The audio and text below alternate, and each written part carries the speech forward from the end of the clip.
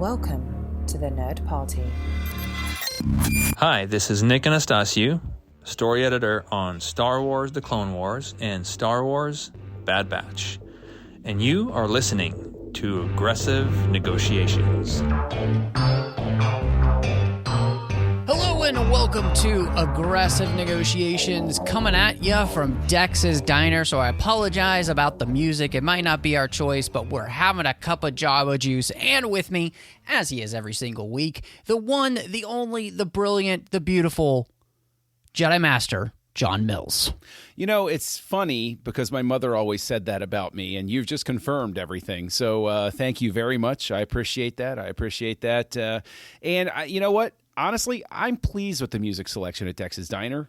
I really, truly am. I enjoy it. It's better than Oga's. But bum. It sure is. But I also, I really enjoy the bantha steaks here. Those are a really positive, good thing. Although I do want to, just before we go forward with today's topic, which you're going to lead us in, I always, Jawa juice, what I love about the Jawas is everything that we've gotten since the original Star Wars. The Jawas are one of the most interesting species because they're everywhere. They are everywhere. It's true. It's everywhere. Like, I would love to find out even more about them because they are just ubiquitous. And it's like, what's it take to be ubiquitous in the Star Wars galaxy? I mean, humans are everywhere too, but, like Jawas are everywhere. It's such a very specific thing. I just think it's cool. Anyway, I got to say too, soapbox, yeah. is Dex's Ronto wrap is delicious. It's so good. It's the sauce on the slaw. That's really what makes it. Anyway, well, as you can tell, I've got Ronto wrap on the mind. But as we're thinking about that, we would encourage you to follow us over on social media. So we're at the Jedi Masters on Twitter. We'd love for you to check us out. And, of course, we got the entire network at Join Nerd Party. You can also find us on Facebook at facebook.com/The Nerd Party. Got the website, thenerdparty.com. We're on Instagram at The Nerd Party. All of these places we'd love for you to check out and see what else we've got going on in the network, because we don't just do Star Wars. We cover pretty much everything. If you're on a platform like Apple Podcasts or maybe Spotify where they let you review or rate podcasts, help us out. Give us a rating. We'd really appreciate it, or a written review like over there on Apple Podcasts to help this show grow. So I was thinking of, because my wife and I were rewatching Attack of the Clones. It's its 20th anniversary this year. Of course, you got to watch the movie.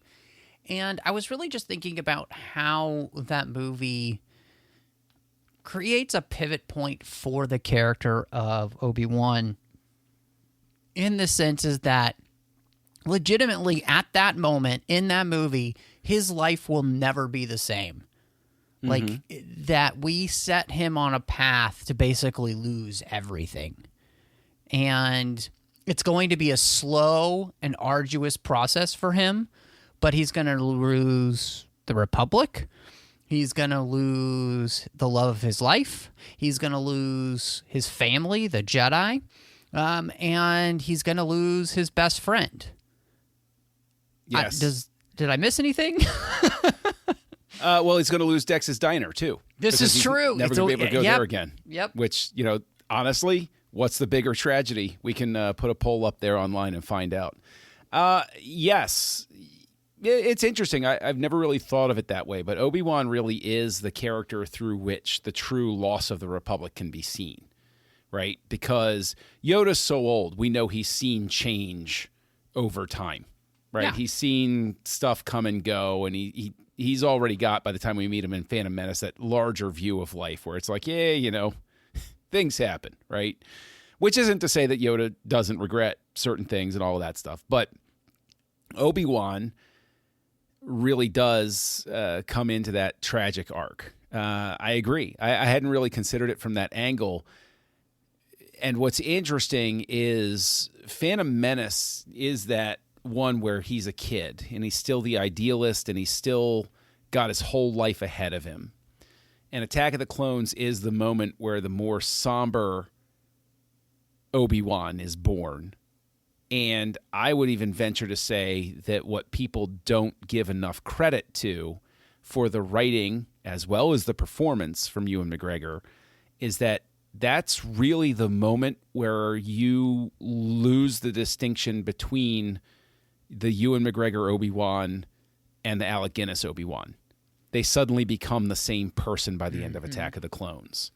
And I think that's very interesting. And then, of course, the Clone Wars just sort of like moves him further on the path. But do you agree with that? Do you agree that you lose the distinction between Ewan McGregor and Alec Guinness? Or do you think that, McGregor still had a ways to go and hits it in Revenge of the Sith instead? I had never even considered that, but as I'm thinking through the most recent rewatch of the movie, I really do see a lot of that coming in much more into the performance. Especially I'm thinking of the scene where he's hanging there and you've got Dooku talking to him, and just even the way he's answering is kind of, I don't know. It just seems so much more. There's such a maturity there from the character, and it really feels as though Ewan had spent time kind of studying Guinness so he could be closer, because he's grown up 10 years as a character by this point, even though for his life it's only been 3, and so. And you know what? I'm sorry to cut you off, but that's another thing about his performance that people need to recognize is when he's cast as Obi-Wan, he's essentially still a kid. Yeah, he's very young. No offense to anybody who's still in their 20s or anything like that. But, trust me, I look back and I'm like, oh, the 20s, that was so long ago. But with the fact that he's able to portray 10 years worth of age only 3 years later is an incredible testament to Ewan McGregor, like picking up the mannerisms. I believe he's old. I believe he's aged by the time I see him. Whereas yes. I've known people for 5 years and I wouldn't think that they've aged 10 just because, I've known them and it doesn't seem as marked. So you do have to give him a fair amount of credit. I mean, Hayden Christensen gets a leg up because he's a completely different actor. So you buy that one a lot easier. But yeah, that is interesting. Yeah, that he pulls that off. But it's, you mentioned him talking to Dooku. And what I want to ask, because I'm a big champion for the fact that people tend to overlook Dooku and they should give him a little more credence. Do you think that some of our understanding of Obi-Wan even comes through the character of Dooku, even just in Attack of the Clones, of where Obi-Wan could have gone with his spent idealism? Because what is Dooku but a dark version of Obi-Wan? Older, bitter, angry that things didn't go the way they were supposed to. His reaction to the death of Qui-Gon is to straight up just leave the Order and then follow the Sith. And Obi-Wan goes through a lot of traumatic stuff and doesn't go down that path. Do you think that Dooku helps us understand Obi-Wan even a little bit better? The connection between all of these characters of Yoda, Qui-Gon, Dooku, and Obi-Wan, there's this chain of development. And it is interesting, like you said, that Dooku is kind of more of an outsider, a bit like Qui-Gon, and he's somebody who takes that outsiderness to the extreme by then working to destroy what he could have helped correct if Sidious hadn't gotten his hooks into him. And there's something that is really interesting to me about the idea of what you said, like those two characters together, and that they are mirrors for one another. And a dark reflection. It's really interesting. And that gets us on a path, because we actually received an email recently from a listener, and I'll just use the first name Joey because I don't want to, I didn't ask permission to use your name before we spoke here on the show. But I haven't read Brotherhood yet. But in light of what you just said about that Jedi family tree, he calls it out specifically about the pattern in this certain Jedi family tree. And he traces through Yoda, Dooku, Qui-Gon, Obi-Wan, and how it's sort of how they have that line of greatest failure, except Obi-Wan and Ahsoka are the exceptions to the rule. Yoda trains Dooku. Dooku becomes a Sith Lord. Dooku trains Qui-Gon, and he's unable to get on the council because he defies them all the time, and he follows sort of a different path. And Obi-Wan and Ahsoka are the ones that seem to go closer to the true path. Now, Obi-Wan winds up, of course, having the failure of Anakin around his neck and everything like that. But I think that is an interesting thing. And so, a thank you to Joey for sharing that insight. But does Brotherhood reinforce this? Like, I want to read the book, but I haven't yet. So there's a great line in there where one of the characters observes that Obi-Wan Kenobi is a person who is too good for a galaxy at war. There is this idealism in him, and it's interesting, and because I was thinking about that book and the movie and everything that happens in between with the Clone Wars, and what you see is Obi-Wan's idealism, I think, slowly get chipped away, but he never stops believing that by doing the right thing, you can correct course for the Republic, that we can fix this, right? And I think that's the real strength, and I think that's going to be the thing that as we kind of look towards, Kenobi, I think one of the things about the Obi-Wan Kenobi show is that we know he's a broken character there, which I appreciate that we are going to actually see him be that broken man who is going to have to find a way to have that fire reignited in him by the time we see him again in Star Wars. Mm-hmm. And I think that's what makes that story worth telling, because you do have a character who used to probably be one of the most pragmatically idealistic characters in Star Wars. And by the end of the Clone Wars, because of everything that's happened to him, as I mentioned at the beginning, all that he's lost, he's shattered. It's like, Mace Windu got a hold of him and hit every shatter point, right? Right. And so I think that's fascinating to me to kind of be at that place, because how that character then finds a way to either rebuild himself or to be encouraged to rebuild himself into what we're going to see is going to be, I think, a really cool story. And it all starts with those moments like in Attack of the Clones, where Obi-Wan is kind of, I think, thrown into a world where he realizes things are much darker and grittier and awful than he might have thought possible before. Like I think he begins to see that there is a lot that the Jedi have been missing, and that was just the first crack of the door, and then the rest of the Clone Wars happens. Yes. And I think that my hope with the Kenobi show, of course, and I've said this repeatedly, is that he, his belief that finally gets broken. And I think this would be supported by your idea that he always believes that doing the right thing up to a certain point will still yield positive results. I'm really hoping that he tries to convert Vader one more time, because by the time we get to Star Wars, the original, and then especially when he's talking with Luke in Return of the Jedi, this is a guy who has just let go of any of that, right? He's more machine now than man. He's twisted and evil. Like, Obi-Wan isn't hopeful at all anymore. And the thing is, the one curveball I want to throw is the Kenobi series takes place before his final confrontation with Maul. Mm-hmm.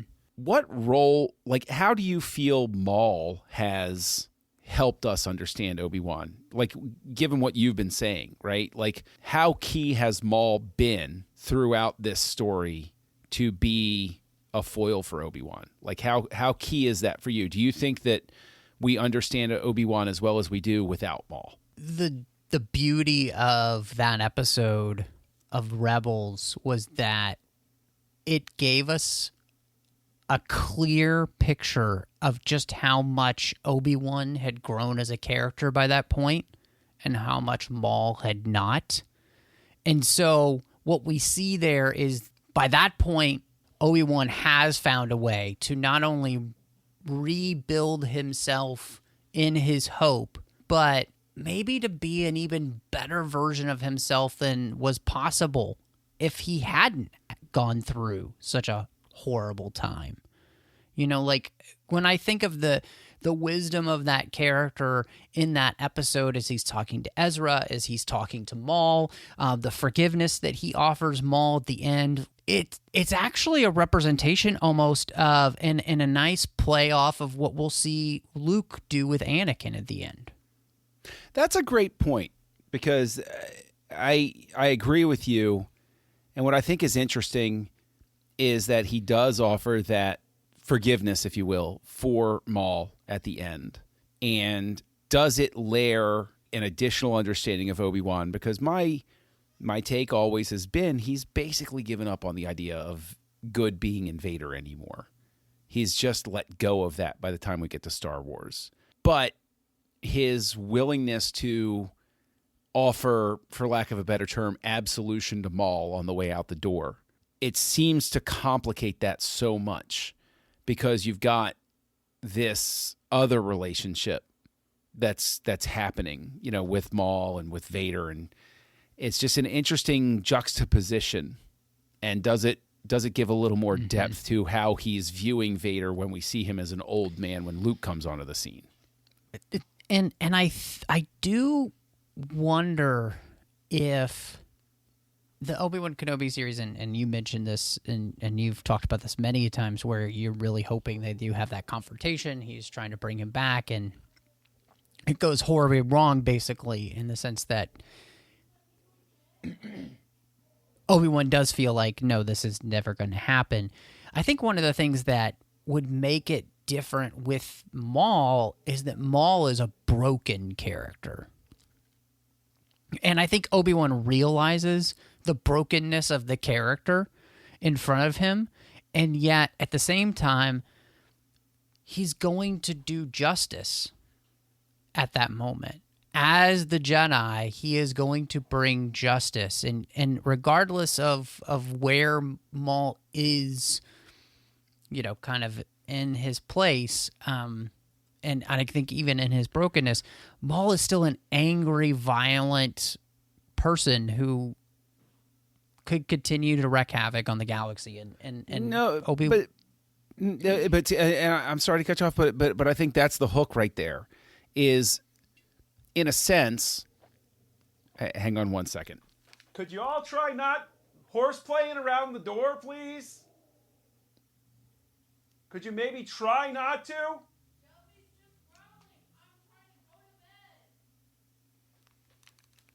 Sorry. Playing with the dog right outside the door, and I know the microphone is picking it up. So I'm sorry to cut you off. But Maul, here's the difference. Here's why Obi-Wan's view, I think you're hitting on it here. Here's why Obi-Wan's view of Maul is different than Vader. Is Vader had a different path than Maul did. Vader's path essentially was Dooku's, and Dooku was a traitor, and Dooku gave up the good stuff, whereas Maul didn't have a shot. He was that's very true. Yep. Raised on Dathomir, picked for evil, twisted. It's not like he had a good life and then he decided to betray everybody and slaughter everyone. Like there's just that different trajectory. I think you hit on it right there. Yeah, and I think that's an excellent point. And it is fascinating because you think about it. You know, Maul didn't have a choice, and in the end, Obi-Wan didn't necessarily have a choice, right? I mean, he's brought to the temple as a child. You know, he doesn't remember his family. So, but it kind of it goes to talk about the nature versus nurture type of thing, Right. which is interesting because, as we're talking about grace, I made a joke earlier because we've been kind of talking back and forth a little bit behind the scenes just about Republic drug laws. Yes. And then there's that moment in the bar at the Outrider Club where he says, you don't want to sell me death sticks. You want to go home and rethink your life. He's offering grace to that character. Right. He's not reporting him to the cops. Exactly. He's encouraging him to go and change his ways. And this is, it's played as a funny scene, but it's also a trait of Obi-Wan Kenobi to offer grace to people. And so I think you rightly hit on then why with Vader later it will be different than it was from Maul. There's no room for grace because of where those two characters are and who they are and why they've chosen what they've chosen. All of those things play into it. And, especially at that moment, 10 years later in the Kenobi series, I don't think Anakin regrets his decision. I think he's in the middle of that fuel-raged, oh, yeah. I hate everything. I want to destroy everything. And, when that is your MO, I mean, the dark side clearly has him at that point. And it looks to forever dominate his destiny. Yeah, and there's, I think that there's such an interesting moment here, just like frozen in time too, because again, hitting on this same point though, I think this is why the Clone Wars is such a key series overall, is because Obi-Wan literally suffers the thing Anakin fears most, the loss of the woman who loves him and always will. And he, Obi-Wan makes the right choice. We've talked about this in the past, in past episodes and everything about the contrast between the choices. But Obi-Wan literally holds in his arms the woman who meant more to him, almost meant more to him than the Jedi. Yeah. And Anakin is motivated simply by fear of that moment. And I could understand why Obi-Wan would even be a little less inclined to offer grace, to say, I actually suffered the thing that you were afraid of, and I showed you how to deal with it, how to carry on and still be a decent person. And you, like, in a sense, not in a Sith sort of way, I guess, but you can understand that sort of underlying anger that Obi-Wan might have, and because it's an anger that I think is familiar to anybody who looks at someone who takes the same situation and turns it into an excuse to do bad, and you're like, wait a minute, I went through this too. You don't have, this doesn't give you a license to be this way, sort of thing. So that, I guess that's it. Yeah, this doesn't give you a license to kill. Right. Well, yeah, honestly, considering that's one of the worst James Bond movies, nothing should. I don't know what you're talking about. That's an excellent James Bond movie. You be quiet. It is not. It is an excellent James Bond movie. No. I mean, it's okay. It's not the first time that you've been wrong. It'll probably not be the last time that you'll be wrong. It's understandable. You'll find that being wrong about James Bond movies, Matt, depends greatly upon one's own point of view. Mm-hmm. Hey, yep, there you that's go. What they all Bringing say. it home with the Obi-Wan line. I think it really is interesting because, and I think you rightly called it out, how much the Clone Wars helps here. But I think one of the beautiful things about the character of Obi-Wan Kenobi, with all 6 films, you really did have a character who had a lot happen to him. And really, it gave you the opportunity to kind of experience all the worst things with a character. And then the Clone Wars comes in and it just like takes that and it brings it to like a 15, Yeah.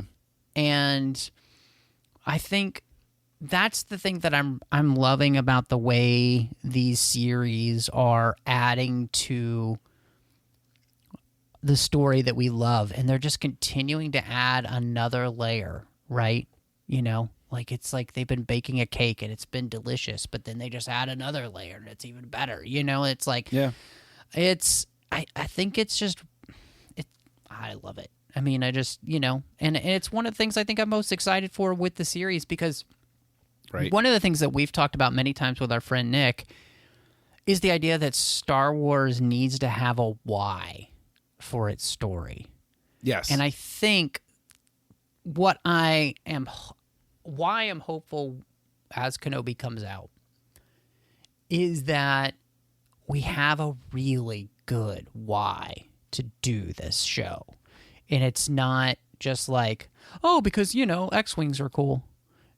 It's because this character can be benefited by seeing this part of his story. Right. To take your cake metaphor, this is the icing we've all been waiting for. We've all wondered what this moment in time is like for Obi-Wan. And I applaud Deborah Chow for being willing to take on the challenge, because the expectations for this show have got to be ridiculous for so many people. It's so difficult to go into it and say, you know what? It's just a show. It's going to be good. It's going to be bad. You know, like, you know the mantra, like, no matter what, it's simply a piece of entertainment. But this feels like something where the stakes for enjoyment are high enough that I can imagine if I were in her position, developing an ulcer from second guessing myself all the time, being like, is this what people want? Is this what people want? But sort of to close it out, right? Since, you know, it seems right to close it out with, we haven't seen anything besides the trailers as we're recording this. We don't know what's specifically going to happen.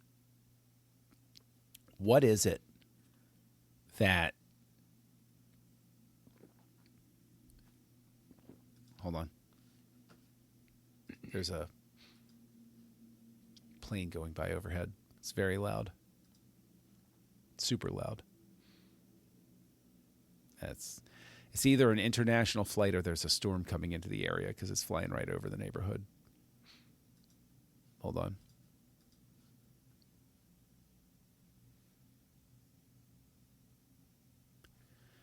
Given your own love for Kenobi as a character, well known, he's your favorite character in Star Wars, right? Yes. Fair to say. Absolutely. Is there a way that you can consider that this 6-episode series will scratch that itch one final time, and you will consider the book of Obi-Wan Kenobi closed? Right? Are you willing to accept this the possibility that this show closes his chapter for good, and we move on from the character? Or is it always you're going to want more stories with Obi-Wan? On screen, that may kind of close out the series. I mean, you know, I think Ewan said, I think somewhere, that there's a possibility that he might do something else, you know, if the storyline was good enough, right? But this feels like the swan song for the character in that. I think the other place that would be great to see him, though, is in animation or literature. This is the place where having a story with, say, him and Qui-Gon as, you know, master and apprentice, you know, and I would love to see, I think it'd be phenomenal to have more books, animated. I mean, whatever you want to do there, I think that would be fantastic. You know, those are the type of stories I think that are rife for the taking with this character at this point. And I can't really imagine that there wouldn't be people that would be excited about having more of that, right? So those are the type of places where I think at this point, that's where we'd be getting more of this character. And I don't know. What about you? Does this feel like this is the spot where we kind of give this character his final battle with, not really final battle because of course. So, but you know what I do. I think that, again, to give it the same qualifier you did, I think that on screen this could be the fitting closeout to the Obi-Wan chapter of the story. This could be that fitting, I've got the whole picture sort of thing. I would never reject anything that Lucasfilm Animation rolled out to me on any circumstances. Lucasfilm Animation could be like, hey, we're doing the story of, to reference somebody you talked about earlier, Evan Sleazebaggio. I was like, okay, Lucasfilm Animation, show me what you can do. But I do think that on screen I can probably let go of Obi-Wan at this point, because this is, ever since you found out about the time period between the fall of the Republic and the original Star Wars, it's always been in your brain. What was Obi-Wan like, and what was he doing during this time period? And the trailers have made this feel epic enough to think, I don't know how many other stories I care about outside of him running across Vader's path one more time, having that discussion with Owen, and him figuring out how to survive in hiding without giving himself away, sort of thing. So I think this is that final piece. This is that piece of the puzzle I've been dying to find that fell under the table, and I've been looking for it for years. So that would be my take on it too. Yeah, and I think in the end, it's one of those things where, we've just been waiting for so long, and it's finally here. And I think it's cool because this truly just is a character that has just meant so much to all of us. I know he's not your favorite, but now I don't think there's anybody who's a Star Wars fan where Obi-Wan Kenobi isn't a character that means something to them. Let's make no bones about this. He may not be my favorite character, like definitive favorite character sort of thing, the way he is for you. But growing up with Star Wars my entire life, never having a conscious existence without Star Wars, Obi-Wan Kenobi is what sells that first movie. Alec Guinness as Obi-Wan Kenobi is why you buy it. It really is. Yeah. There's a reason he got a Best Supporting Actor nomination at the Oscars for the role. It's a terrible injustice that he didn't win it, because that's just nonsense. Because anybody who wins a Best, Actor or Best Actress award is the type of person, I think, in my own philosophies, if you subtracted them and their performance from the movie, it's less for it. And I can honestly say that Alec Guinness as Obi-Wan Kenobi is one of the key pieces of Star Wars' success. Why it's not just like a Top Gun, where it's like, oh yeah, it was a fun adventure movie, and instead, wow, this movie spoke to me on a certain level. And part of that's Lucas's writing. Part of that is the ghost writing from Huck and Katz. Part of that is Alec Guinness's performance, and it all comes together in an incredible way. So I didn't mean to go on a rant, but it's one of those things where it's like, no, I know he's not my favorite character, but Star Wars is Obi-Wan Kenobi as much as it's Anakin Skywalker or Luke Skywalker. Yeah, to me, it's a great point. No, and I think, as you say that, it's the reason why, obviously, the moment Disney purchased Lucasfilm, fans kind of immediately started clamoring for Kenobi. I mean, it's been a drumbeat, and so you're absolutely right that this character is just as important as those other characters you mentioned. Let me ask you a question.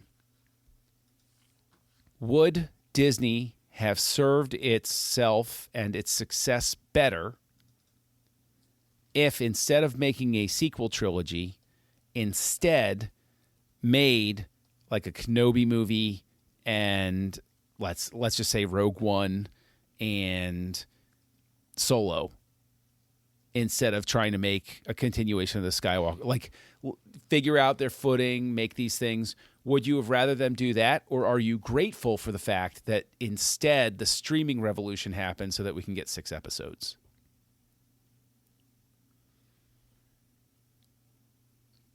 You know, I think that if they had gone that direction, it probably would have been great. Now, you know, my hope is, though, that I see the show and I'm like, yeah, I wouldn't have wanted anything else, you know? Yeah. So, but you know, when I think of that lineup of doing Obi-Wan Kenobi, Rogue One, Solo, I'm like, that seems like a pretty good lineup. Would have been pretty good, wouldn't it? You know, and I wouldn't. Yeah. Well, and if you think about it, if they'd followed that sort of thing, there wouldn't have been the trilogy weight around their neck. It would have been each movie being a one-off. Yeah. So even if you weren't nuts about it, it's like, you know, you just sort of like pick up and move on. There isn't that same sort of expectation, I guess. Yeah. Well, and it's so cool. Again, like, there are very few characters that we have this much detail about in the series, you know, and have watched go through this many things. And what's beautiful is that most of the characters that we do, when you know, really they're prequel characters. You know, and so, and those prequel characters that started in the original series. So you've got your Anakins, you know, and your Obi-Wan Kenobis, and those are the biggest. And then the prequel series added in all these other characters that we just found out so much about. So, you know, it's phenomenal. And yeah, really excited to celebrate with fans with this show. But John, if anybody wants to catch up with you and share some of their favorite Obi-Wan moments or something like that, where can they find you? Just look for Kessel Junkie out there online, KESSELJUNKIE. If you think I have anything worth listening to outside of these wonderful conversations I have with Matt, you might want to join me over on House Lights, which is a podcast here on the Nerd Party Network, where we look at the work of directors through all sorts of zany lenses that we come up with. We have a lot of fun with it. So that's where you can find me.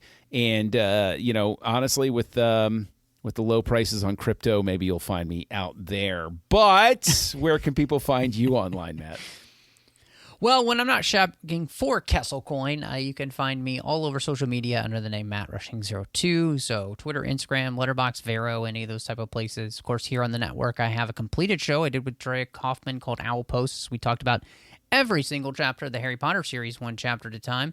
Over on the TFM network, the 602 Club, where we're talking every fandom we love. Star Wars is one of them. There's a ton of Star Wars shows over there. John is there many times with me. In fact, he's in bonus shows like Snyder Cuts and Assembling Avengers. Yeah. So check all of that out.